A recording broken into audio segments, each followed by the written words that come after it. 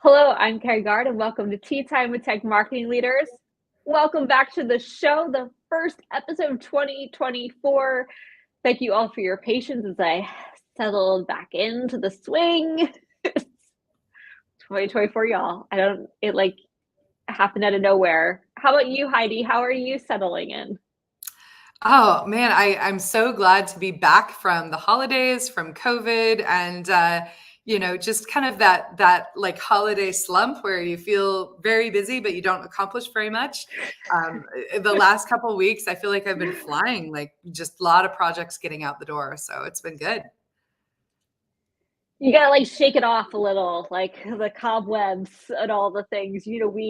I did a very terrible thing where I had all these meetings scheduled for last week, and I made none of them. Just having to reschedule. I don't know what in my right mind thought I could come back from a 2-week vacation with my kids at home and still try and create some sense of normalcy. That did not happen, folks. So thank you all for your patience as I took a week off and settled into the new year. But we are here for it. This is going to be a wonderful, wonderful show. I can't wait for this conversation. If you're here with us live on LinkedIn or YouTube, say hello. We'd love to know that you're here. I'm paying attention to the comments. We both are. And we cannot wait for you to pop on and say hello and for all of the questions and all of the land. We are ready for them. We're ready. It's going to be great. Especially as we unpack the topic of today, I'm going to be really vague about this because it's going to be wonderful when you actually have that aha moment of like, oh, that's what you're talking about. We're talking about the 7th persona. Stay tuned, folks. Stay tuned. Today, I have with me Heidi Joy Thretheway. Heidi Joy builds and leads globally distributed marketing teams for high-growth SaaS brands. She offers deep specialization in B2B brand marketing strategy and content marketing for demand generation.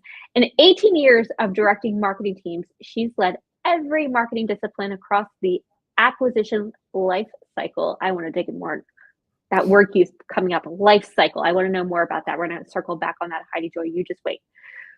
She fits best in high growth tech companies with startup optimism. We're going to try that again. Blah, blah, blah, blah. See, I'm still getting into the hang of it, folks. She fits best in high growth tech companies with startup optimism and hustle. Her favorite challenges are creating new categories and scrappy go-to-market programs that move the needle. She also loves hands-on work, especially while coaching and scaling a world-class team. There's so much there, and we're going to get to some of it, and then I'm going to poke the bear in other places because I want to know more about that as we get to our conversation. But Heidi, welcome to the show. Thank you. I'm so happy to be here.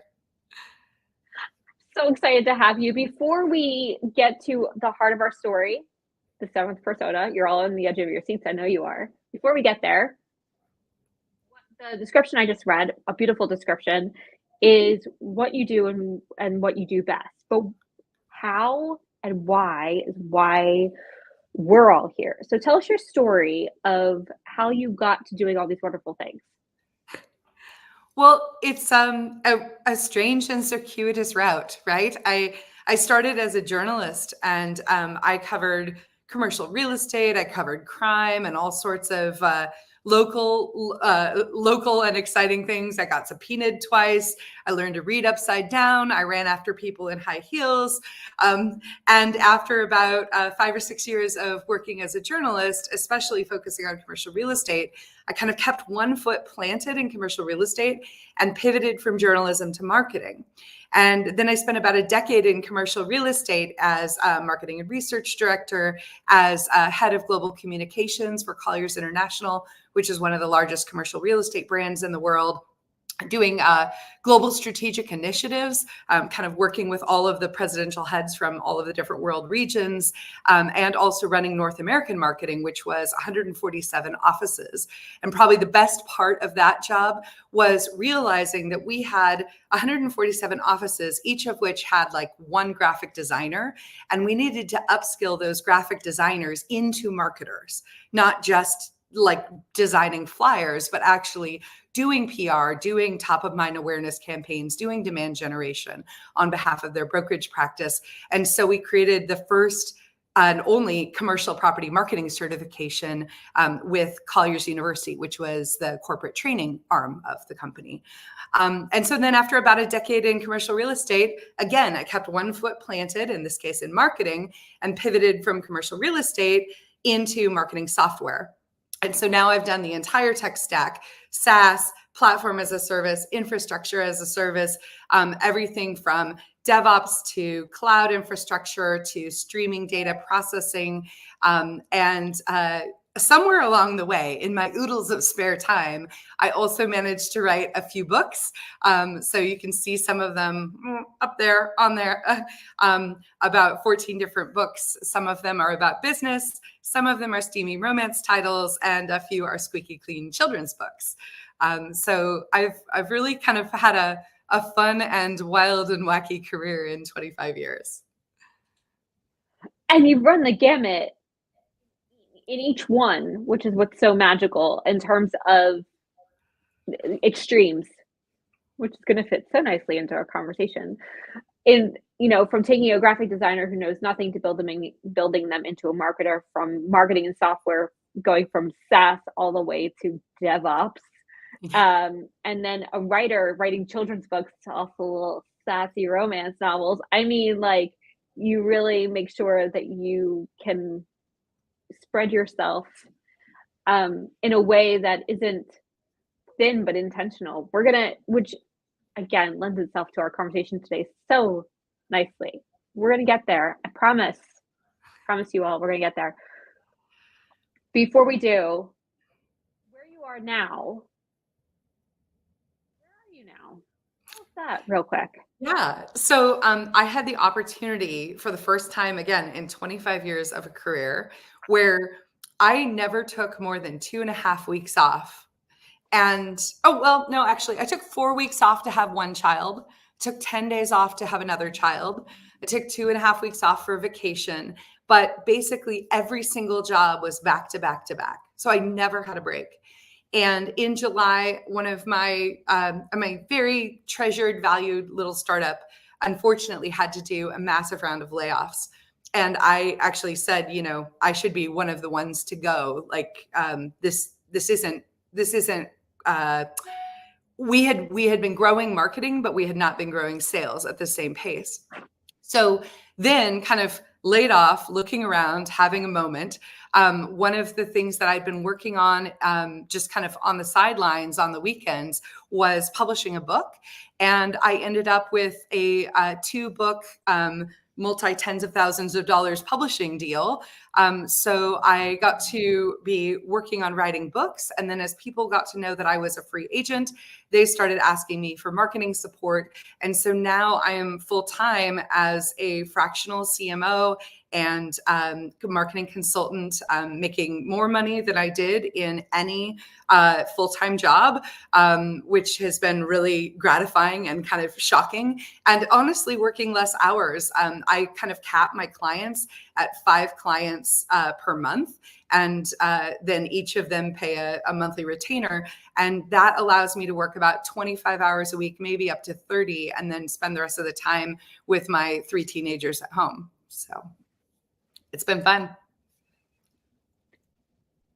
I have so many thoughts and questions, from why on earth you were only given a few weeks off after having a child, to fractional because it's near and dear to my heart, to 5 clients in one go makes you want to go lay down and have a nap. So all that on pause, because it's its own. Each one of those is its own podcast. So we're going to get Heidi Joy back on and unpack some of that. Okay. Literally, we could have 3 shows about all of those things. And talk about what's one challenge. So you have 5 clients, you're working across multiple brands, you're also balancing teenagers. I am both excited and dreading at the same breath. So for you right now, Heidi Joy, what's one challenge? I'm asking for only one. I'm sure you have many, but what's one challenge you personally, professionally, in the world of these things is currently facing? Yeah, so I thought about this question because obviously building a business as a fractional CMO means a lot more hustle and selling. Whereas if you are getting a regular paycheck from just one business, you are, you don't have to sell yourself for the next month. But what I've found is that it's allowed me to reconnect with what I love, with my enthusiasm for marketing, with doing some of the nitty gritty. This morning, I was working on a Miro flowchart that we then installed in a PDF guide that we're then sending out to customers and prospects. I'm getting the hands-on work. I will tell you probably the most challenging thing in all of that has been my work on getting the second book out the door. So I published the first book in September. It's called Atomic Branding. My lovely mentor and longtime colleague, Craig Robbins, was the primary author on that book. And then I stepped in as the editor and publisher. And then the book that we're working on now as full co-authors is called Market Force. It's about the invisible game of business and how can you uncover habits and by your own biology and your history and your language to basically be more effective in your work transactions and in your work with other people. And so working with a co-author, first of all, is insanely difficult. And also people think of writing a book as like, oh, the writing part, that's really hard, but that's really only the first third of it. And I feel like when I'm in the writing part, I think of how hard it is. I finish the writing part, I get to the editing part, the next third of producing the book. And then I'm like, why did I ever think it was so hard to write? Because editing is far worse. And we've retitled and moved around chapters so many times. And then finally the production of the book is like the next third of the challenge. So that's really kind of taken a lot of my focus this quarter and last quarter because I'm really excited to get this out the door. Well, we've all taken note of these books that we're going to Okay. look into when it happens. And you're going to help me, Heidi Joy, make sure that we have those dropped into all of the show notes and all of the land because we're on the edge of our seats for those. Yes, Sound, and to that. Sounds Uh, good. You can get Atomic Branding now because it has been yeah. published. It's available on Amazon, and it's really about how you take your personal brand and you make it fully authentic to yourself and your own approach, your own experiences, and then how do you develop a market for it? How do you communicate your offer to the market? And what that does is it allows you to tap into your own atomic energy source. And so, when you're working away, sometimes you like get in flow. Sometimes you get like so engrossed in a part of a project or in a function that you're doing that you're like, time flies by and you're just like, oh my gosh, I have unlimited energy to do this. And so that's kind of the root of the title Atomic Branding, because it's about kind of tapping your own internal atomic energy source, the thing that you do best, the thing you would practically do for free. Like for me, brainstorming is it, right? I would do brainstorming for free all day long. Buy me a cup of coffee and I will brainstorm anything you Do it. want. So yeah, so that's kind of the idea behind that book. I want to tangent so hard here. All right, we're going to tangent for a hot second. Bear with me, Sure. folks. I think this will be fruitful. Let's talk about that for a second because I think as marketers, for founders, which I am, so like I'm totally on board. I'm like, hell yes, we all need personal branding. Everybody should get on board. We should all be doing this. But I'm also a founder, and so I understand the benefit of doing that as somebody who's trying to pull a brand behind me and give myself a platform to sort of jump off of. But for marketers who have a full-time job, or maybe you're doing fractional but are part of a bigger entity in terms of a brand, why is it helpful for them to consider personal branding in and putting energy back into themselves in relation to the work that they do? Yeah. Well, I can say from my history, right, my game films, I'm always better at something that I am excited about, right? that's one of the reasons that being a fractional CMO suits me so well. I only work on projects I care about. I only market stuff I understand and am excited about. And I only work with people I like. That's a huge deal, right? Like, that's not something you get to claim about having a full-time job. Excuse me. But I think asking about what's so important about a personal brand. Let's say, for example, you took me and said, all right, we got to go get Heidi a new job, right? This fractional CMO thing, that's for the dogs. We got to go get a full-time job. Where do you place me? And then if I told you that my personal brand is being a fire starter for good ideas, I am somebody who you bring into a business to add rocket fuel to the business. You do not bring me in to steer the ship straight. You don't bring me in to cross T's and dot I's. You don't even bring me in just to optimize something that's already working well.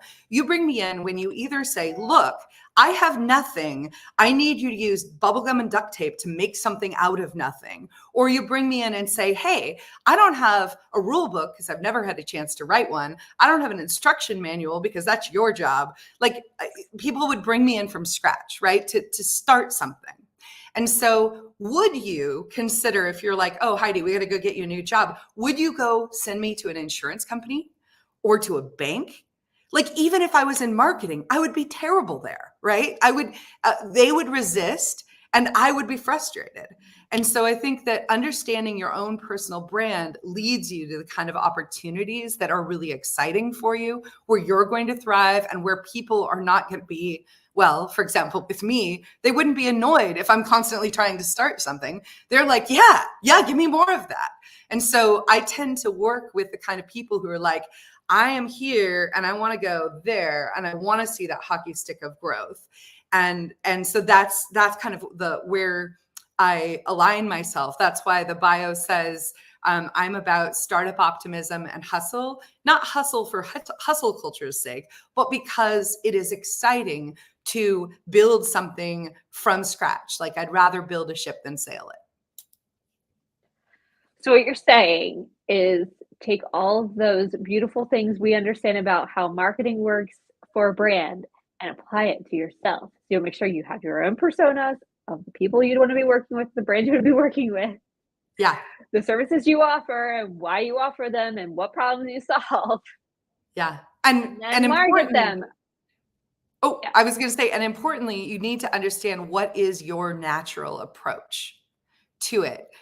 Because some people are very methodical. They want to like read all the documentation before they dig into a problem.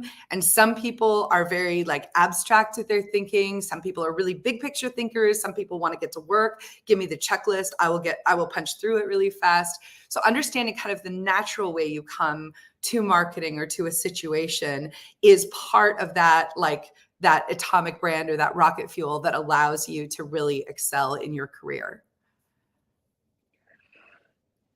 Yes to all of this.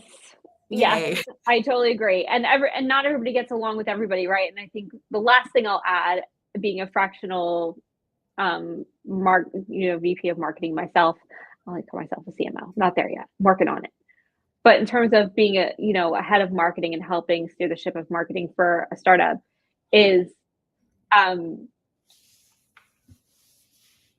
knowing that you're not right for every CEO or COO and like finding that juice between like there's got to be a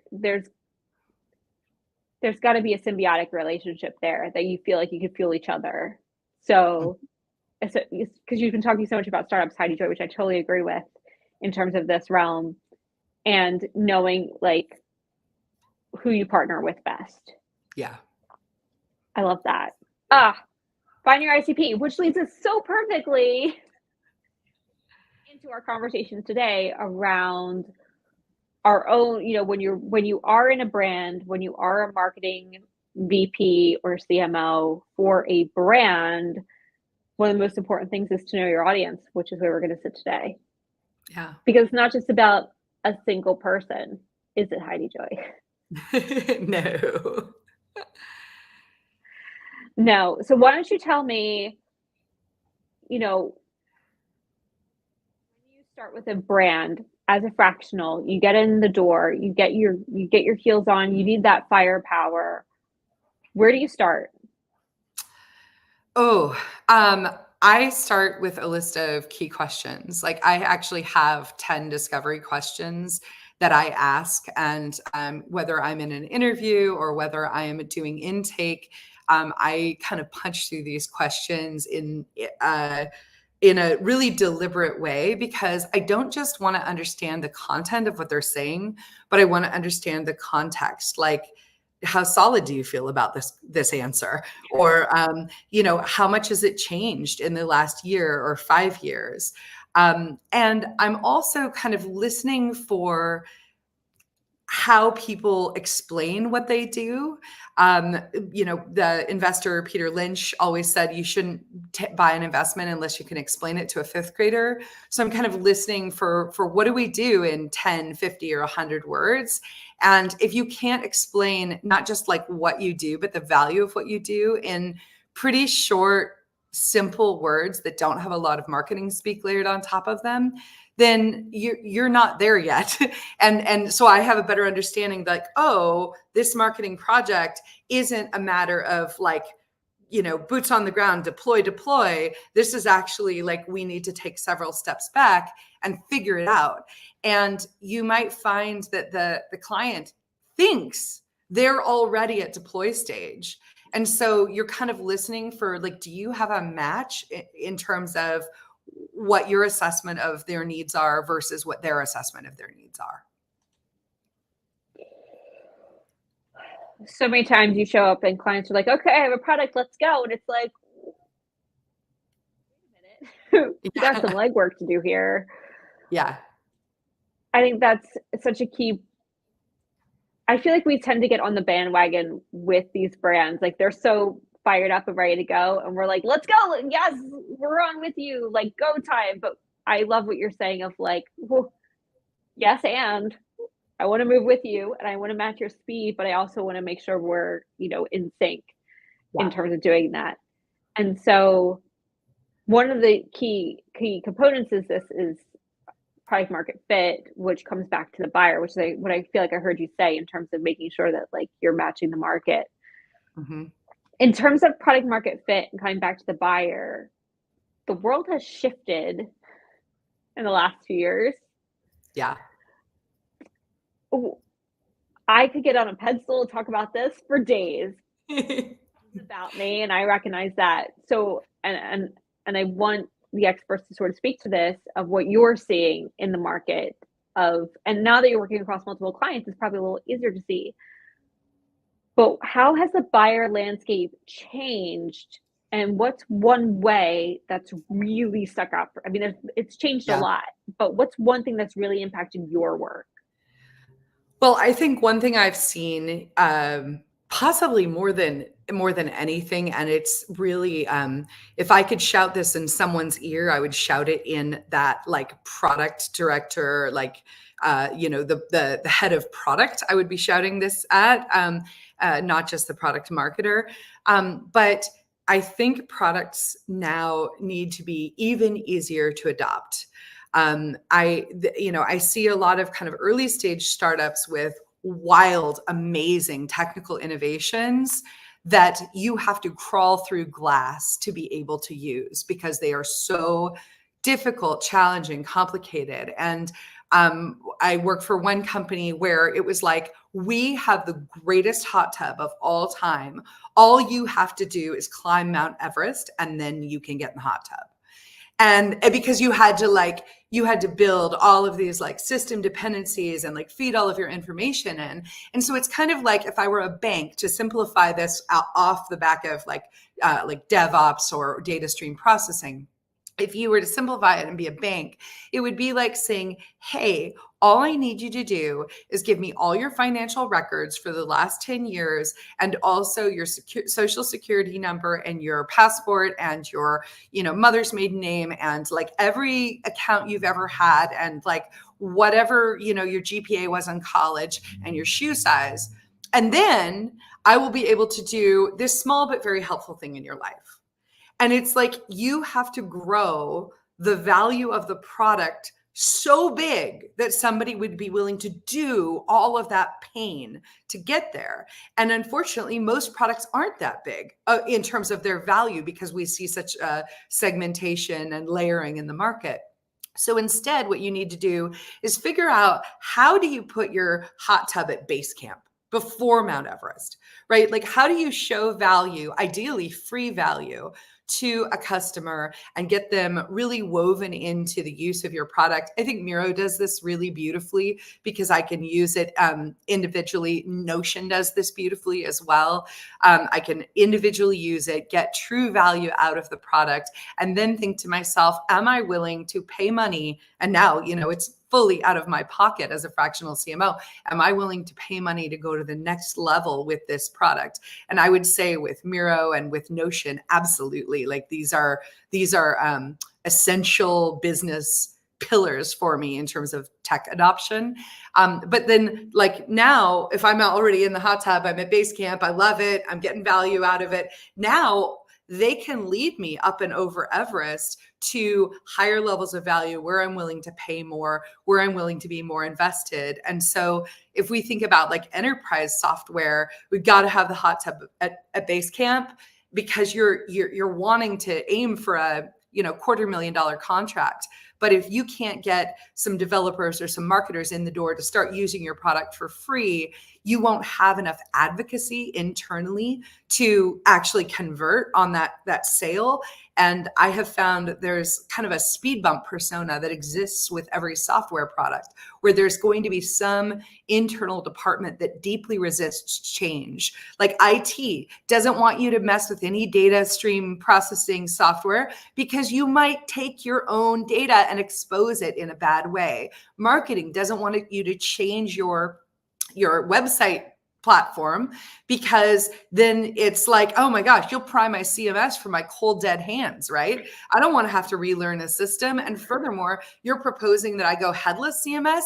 That's like giving too much power to the developer. So you'll always have this like speed bump persona that's holding you back. And so that's why it's so important to build that other kind of internal adoption in a way that's free and has very limited resistance, so that they can like experience the value and basically push for the opportunity to go up the mountain.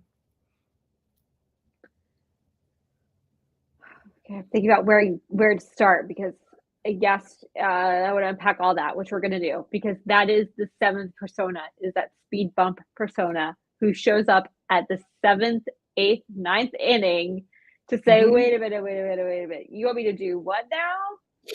Yep. So let's take a beat there, because one of the challenges, you talked a lot about free and offering your software for free at Basecamp, as you call it. I got so much pushback early days. So one of my very first clients was Box.com. Yeah. And we balanced a digital ads campaign of doing pay-per-click stuff, which is very cheap, very bottom of the funnel, and direct site buys, which is very expensive, very top of the funnel, very brand awareness. And we were getting them, their goal was leads.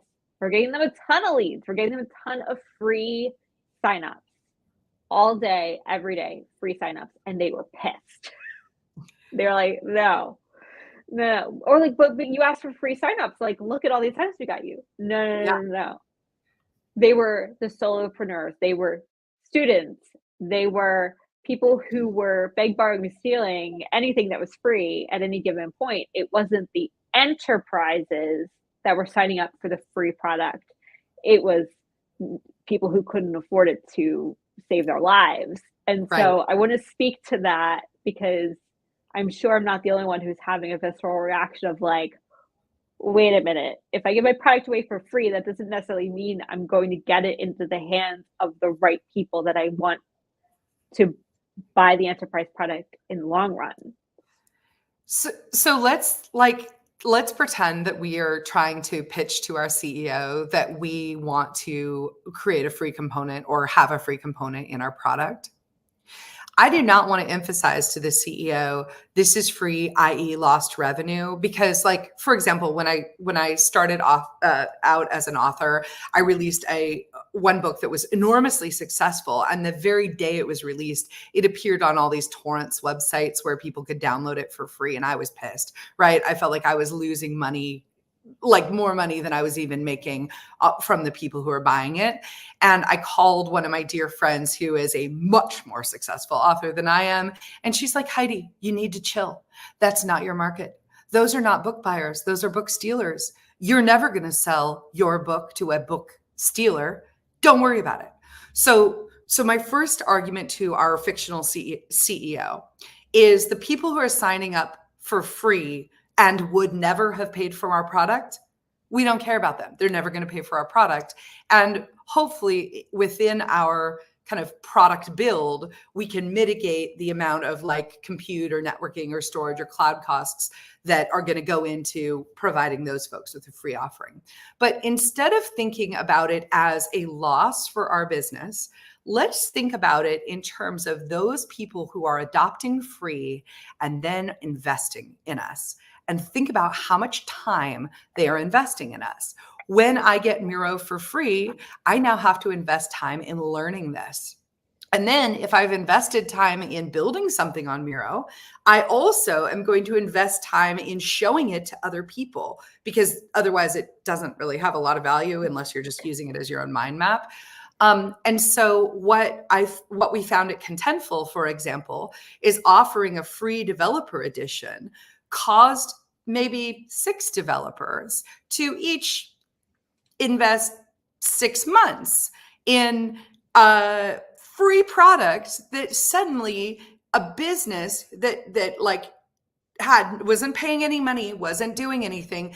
They're suddenly like, holy moly, we have 6 developers that just spent the last 6 months building something on our free platform. Now we're hitting our limits. Now we need security. Now we need enterprise features, whatever. So now we need to go to paid. And we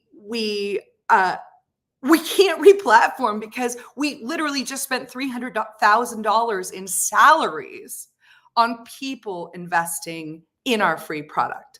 And so if we decide to not pay $50,000 or $100,000 in an enterprise contract, we're going to lose the $300,000 that, with no permission, with no purchase order, our developers already invested here.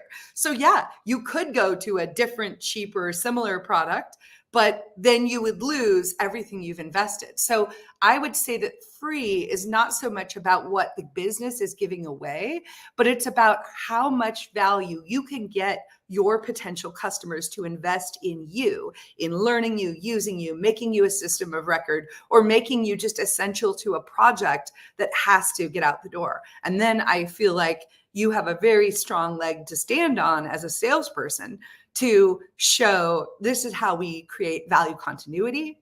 Here's how we're going to up-level the value you get. Here's how you're going to get more features, benefits, services, et cetera. And so it's not so much free. It was just, we took the friction of getting that first approval off the table by making it free. And that's the price of getting in the door. It needs to be a yes and. Mm-hmm. To your point, people who are looking for free products are going to find free products all day. No matter where they're looking, they're going to find them and they're going to sign up for them. The benefit is if you're making and I love the products that make full feature, like products free at full feature with limited, to your point of like, okay, I only get 1 Miro board. I got to make the best of this Miro board because I only get 1.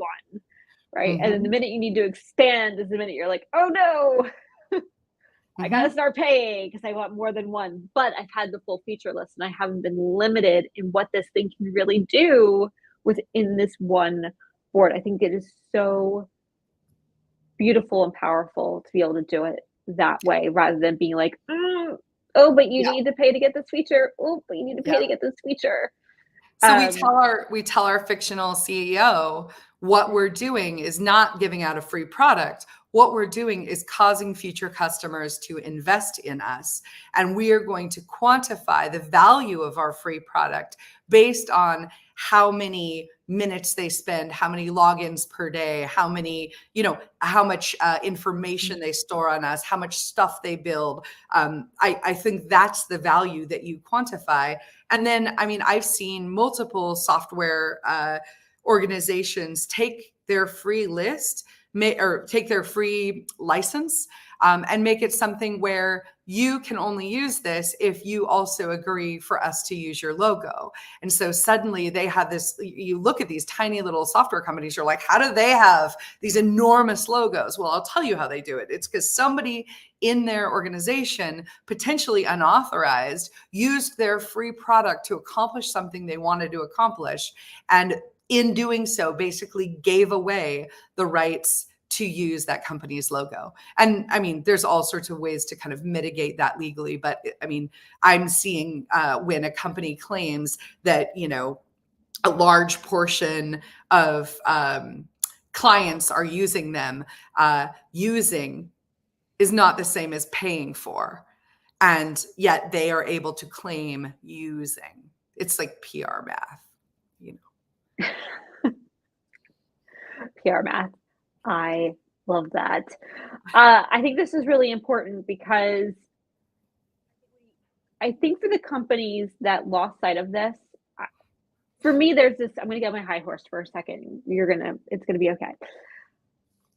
I feel like for the companies who have been so focused on the bottom of the funnel, leads that can buy right now, need to build a big sales team and cultivate those leads right now, have lost sight of the long game, which I feel like is what you're leading into, of having a free product is not the short term.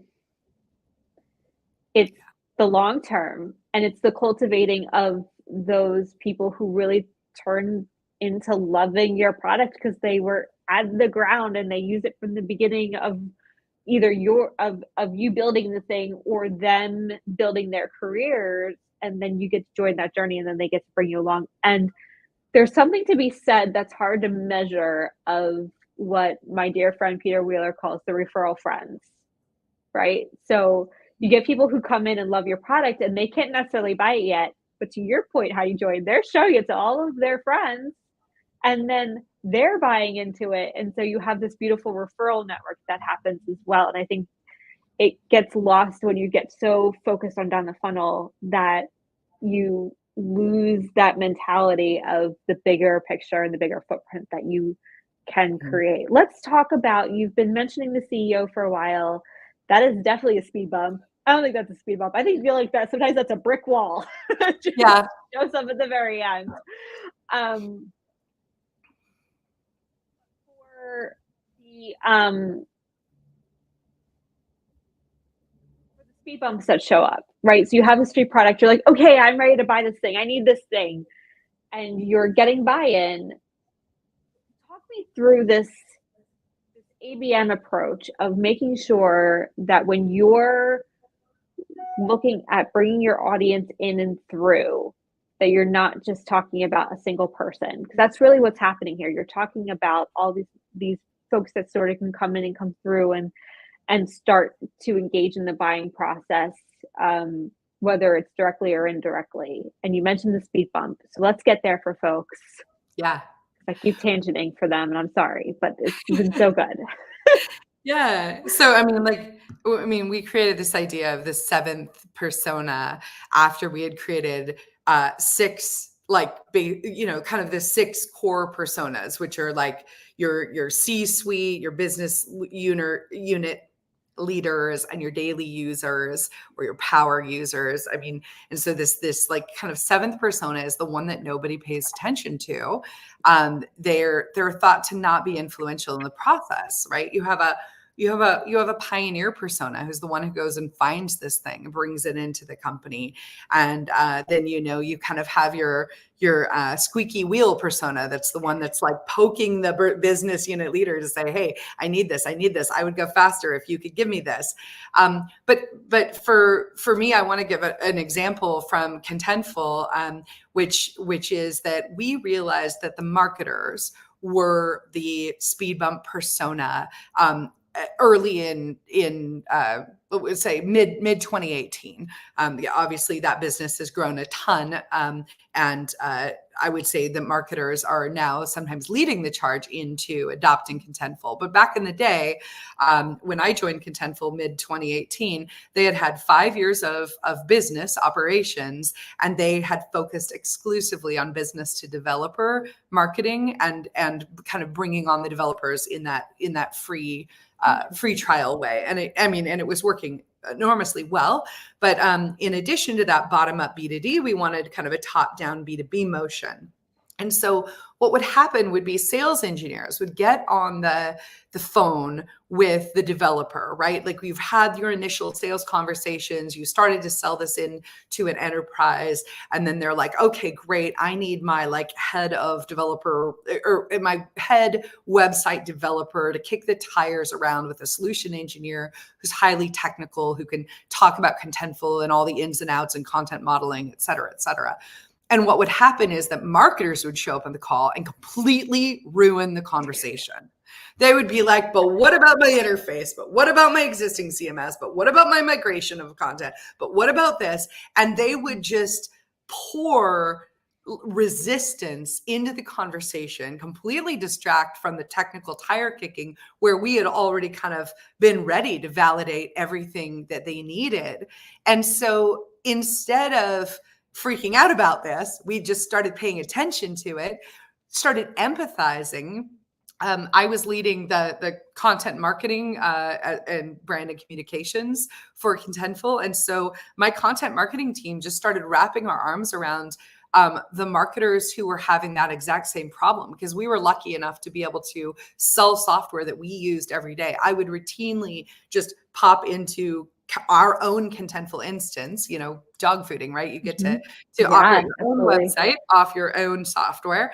And so we started thinking about, well, what do we need to do to educate marketers so that they feel comfortable and confident and, open to adoption.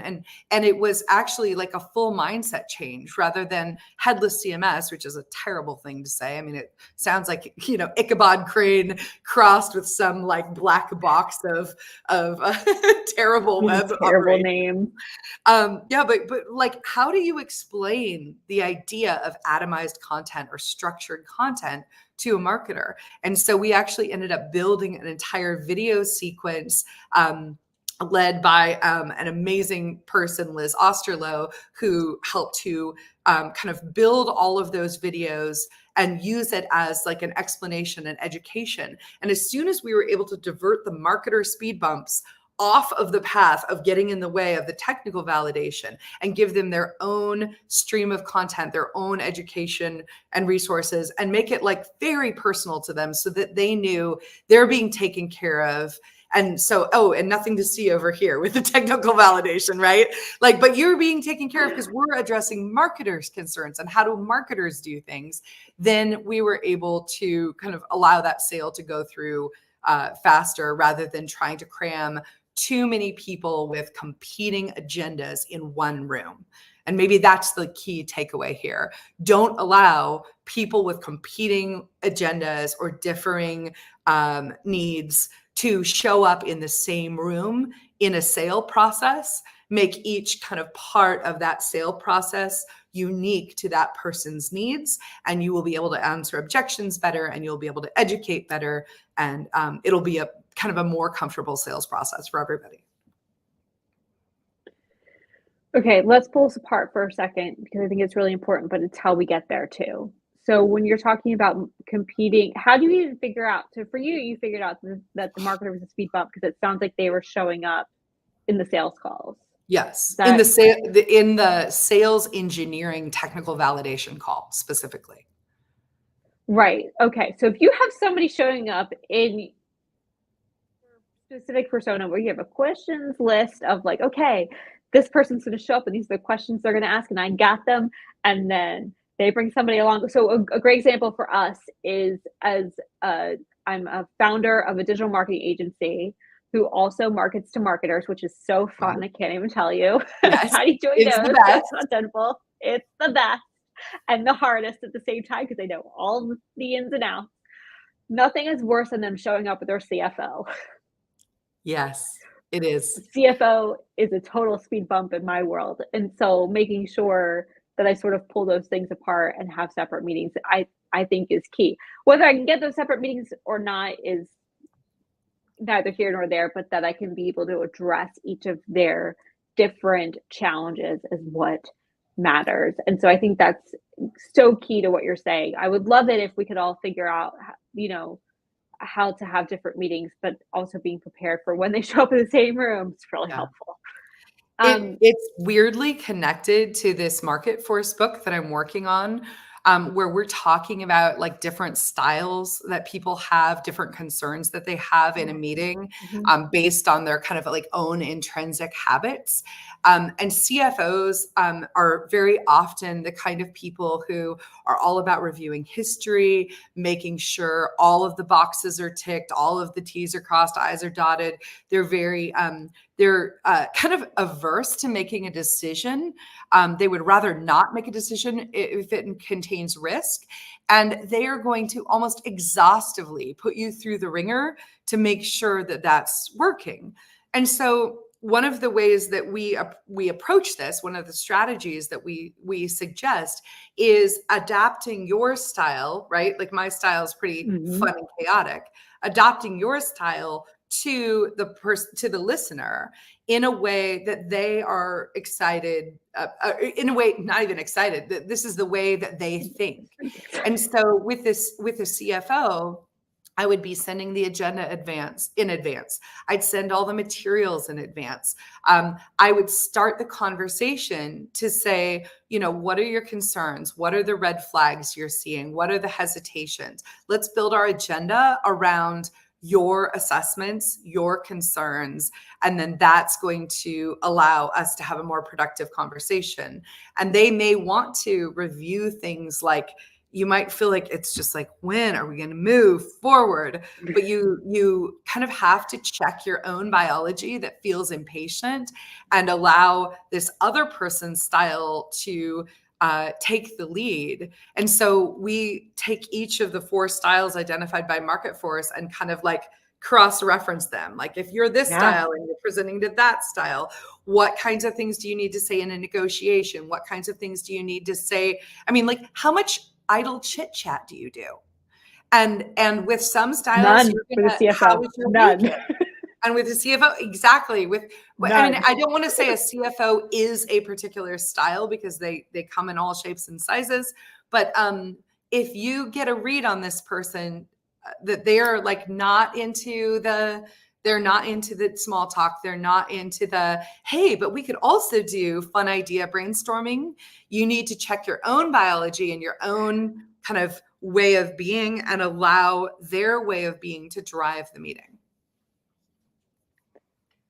So much yeses. And that actually leads us perfectly into my question around trust. So if you're trying to talk to multiple audiences, I think this is one of the biggest challenges and shifts that we've seen in the marketplace as we talk to about buyers. So buyers no longer have a single decision maker, right? Mhm. It's now by committee, much to our dismay. It's the speed bumps that we're talking about that show up in these calls. Like, but we thought you were the decision maker, Mr. CMO, and now you're telling me you have to get buy-in from other places. Yep. Ah, The right? switcheroo. Oh, so you're not really you're spearheading the decision, but you're not making the decision, right? So there's Yeah. this, yes, switcheroo that happens. And there's this level of trust that you need to build because I feel like the switcheroo is happening. This is my own personal take based off of what I'm seeing in the market on my side as well as for my clients. Uh, is that everybody's scared to be wrong.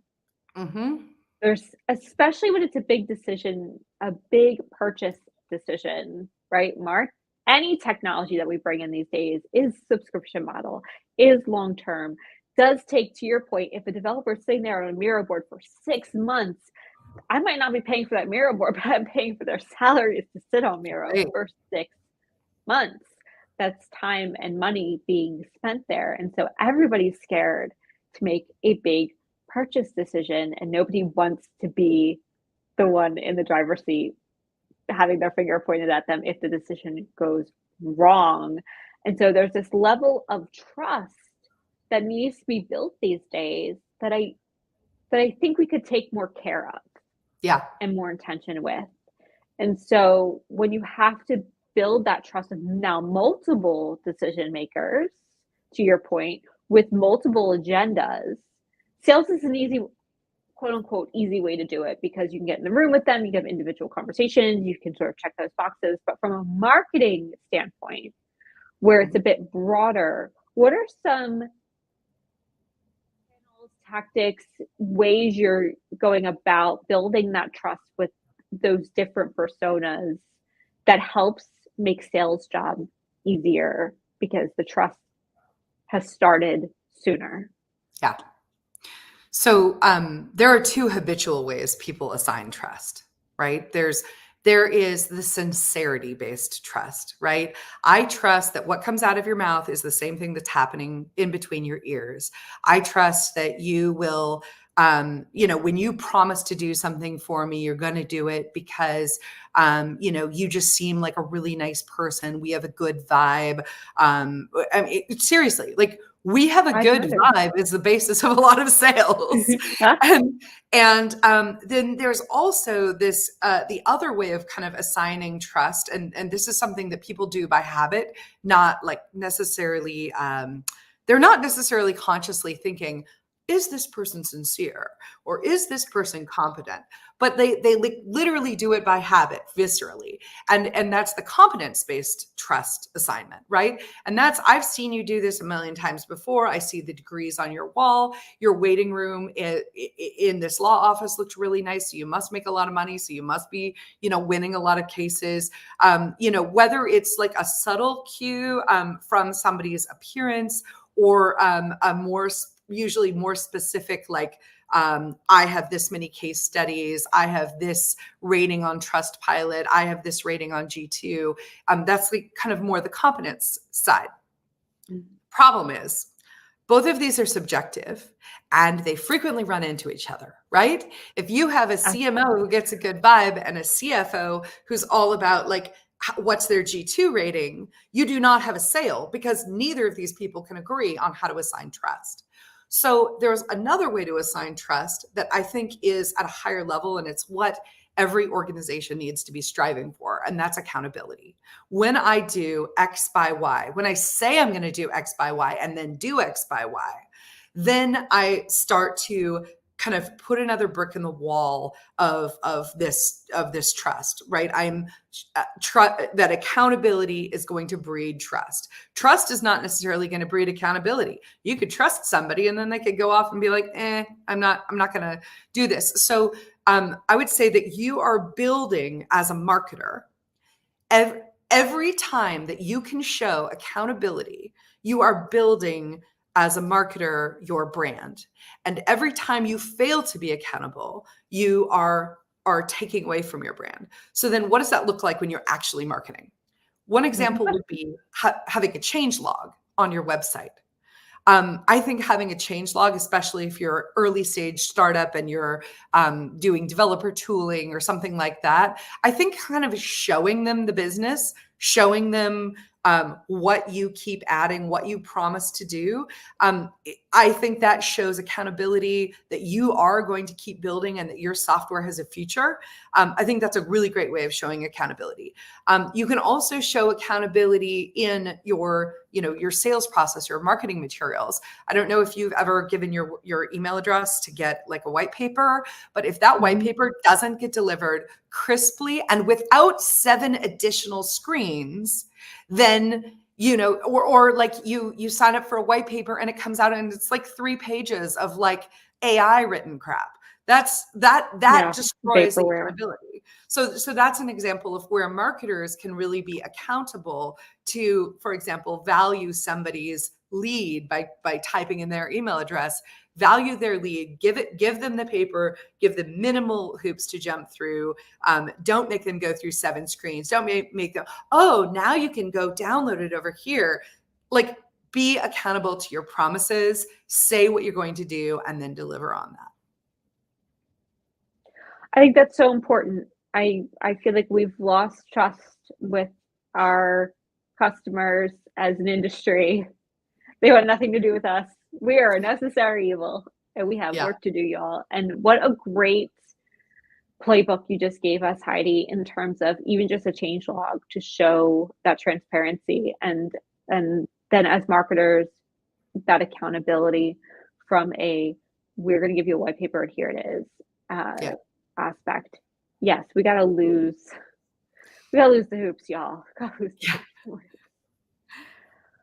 I think this was such a powerful conversation. I feel like we had so many micro conversations and we didn't quite dig into the things that I think we had hoped for because we had so many beautiful tangents that I think were so important for where we are in the world. But when you're dealing with your persona and multiple personas and ones that butt heads, it was like the disc assessment of all disc assessments that happened here of how we as marketers and sales can navigate managing those audiences and meeting them where they are, speaking their language, talking to their pros and cons and challenges that they are having as different personas, and then Hmm.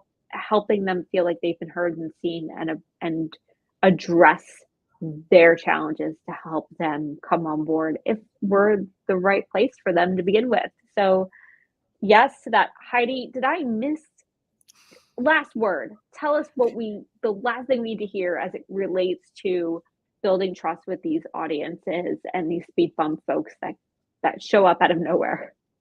Ooh, I will tap Joe Chernoff, who is one of the marketers I look up to most. And he always talks about how, good marketing makes you look smart. Great marketing makes your customer feel smart.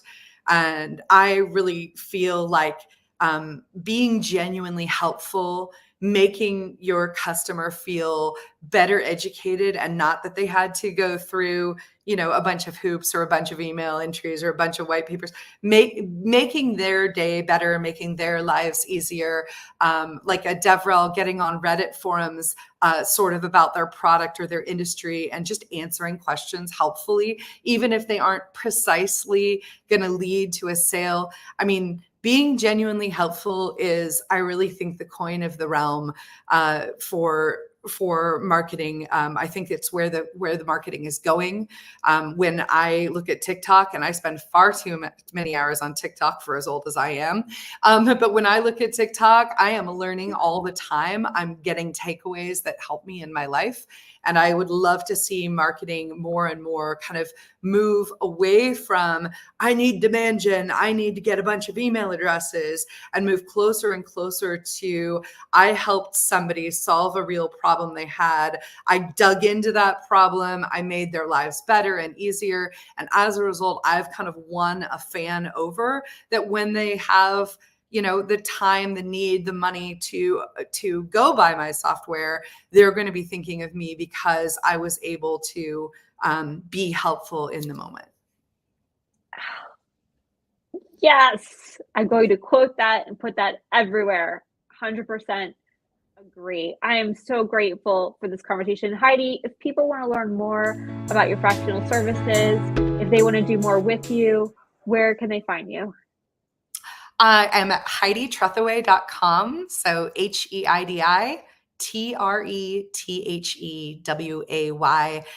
You can reach me there, LinkedIn me there, all of the above, email me, call me, etc.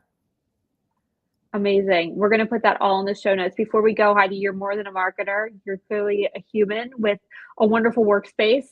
And so tell us, the last few years with COVID, we've learned to figure out how to live in this new world order. It sometimes creeps in and disrupts our lives, but at the end of the day, it is a new normal. So what are you most looking forward to walking into 2024 outside of the work you're doing in terms of your personal life?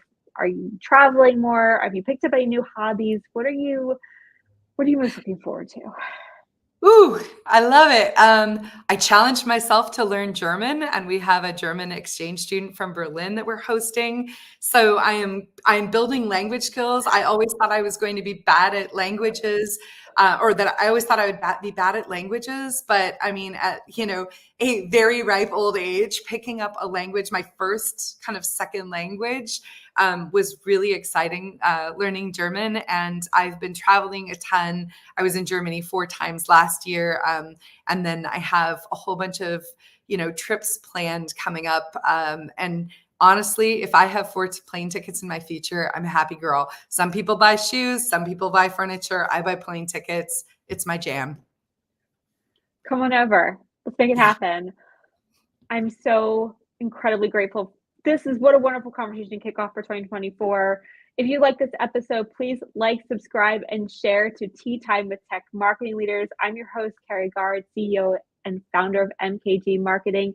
This episode was brought to you by MKG. And if you'd like to be a guest, DM me. Let's hang out. I'd love to have you on the show and to have more amazing, authentic conversations like I just had with Heidi. Heidi, thank you again. My pleasure. Thank you.